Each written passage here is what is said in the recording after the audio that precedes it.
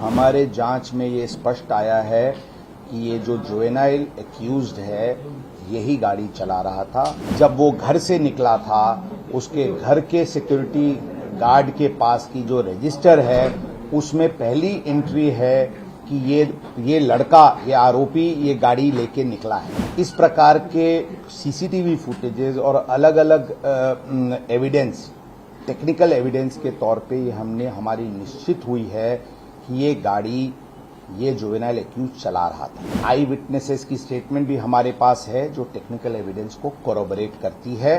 हमारी case 304 IPC की है जिसमें हम नॉलेज की बात कर रहे हैं कि आरोपी की जो कंडक्ट थी और जो सीक्वेंस ऑफ इवेंट्स था उससे आरोपी ये फुल नॉलेज में था कि उससे किसी की जान जा सकती है।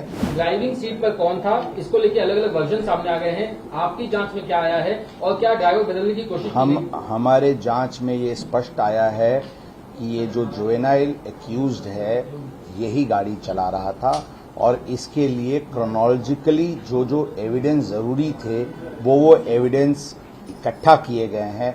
उदाहरण के तौर पे जब वो घर से निकला था उसके घर के सिक्योरिटी गार्ड के पास की जो रजिस्टर है उसमें पहली एंट्री है कि ये लड़का, ये आरोपी ये गाड़ी लेके निकला है। इस प्रकार के सीसीटीवी फुटेजेस और अलग अलग एविडेंस, टेक्निकल एविडेंस के तौर पे ये हमारी निश्चित हुई है कि ये गाड़ी ये जुवेनाइल एक्यूज चला रहा था। इसके साथ साथ आई विटनेसेस की स्टेटमेंट भी हमारे पास है जो टेक्निकल एविडेंस को कोरोबोरेट करती है।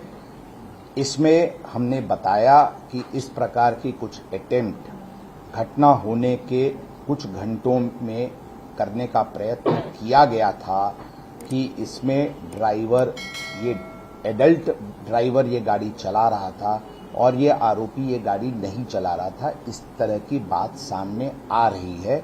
इसकी हम पूरी तरीके से तहकीकात करके जो भी इस प्रकार का प्रयत्न किया उसके विरुद्ध 201 आईपीसी एविडेंस डिस्ट्रक्शन के तहत कार्रवाई की जाएगी। सर, जो आपने इंटरनल इंक्वायरी के लिए जो एक टीम बनाई है वो क्या जांच करेगी, किन आरोपों की जांच? इंटरनल इंक्वायरी में कुछ लैप्सेस लोकल पुलिस स्टेशन के अधिकारी के बारे में आई है, उनके विरुद्ध जल्दी से जल्दी सख्त कार्रवाई की जाएगी। ब्लड सैंपल्स सर आपने अलग अलग कलेक्ट किए हैं? ब्लड सैंपल्स शुरू में एक ब्लड सैंपल ससून हॉस्पिटल में नियम के अनुसार हुआ था जिसको जो कि सुबह आरोपी को 9 के आसपास ससून हॉस्पिटल में गुना दाखिल होने के बाद भेजा गया था। वो गुना दाखिल होने के बाद ब्लड सैंपलिंग ली गई थी। इसमें चूंकि ये सेंसिटिव केस था, as a matter of abundant precaution blood sample बदली तो नहीं गई।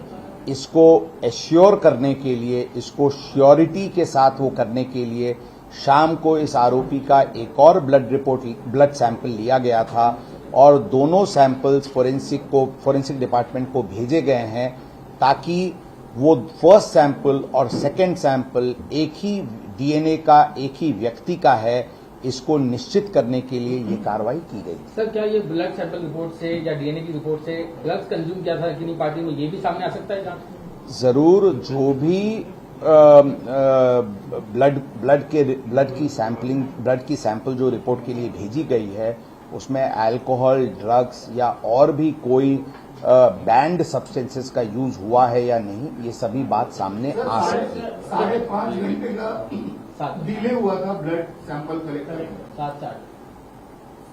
करीब 5.5 घंटे, 2:30 बजे का अगर इंसिडेंट है तो आपके बताने के मुताबिक 8 बजे सुबह ब्लड सैंपल पहला कलेक्ट किया है।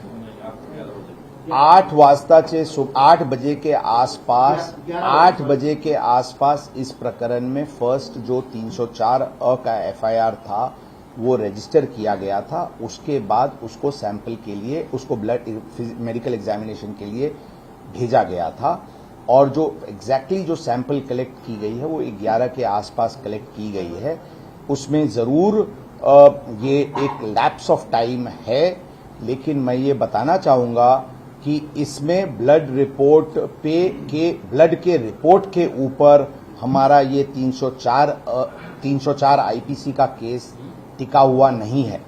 इंस्पाइट और despite the blood test report हमारी केस 304 आईपीसी की है, जिसमें हम नॉलेज की बात कर रहे हैं कि आरोपी की जो कंडक्ट थी और जो सीक्वेंस ऑफ इवेंट्स था, उससे आरोपी ये फुल नॉलेज में था कि उससे किसी की जान जा सकती है, इसलिए ये 304 आईपीसी की केस दाखिल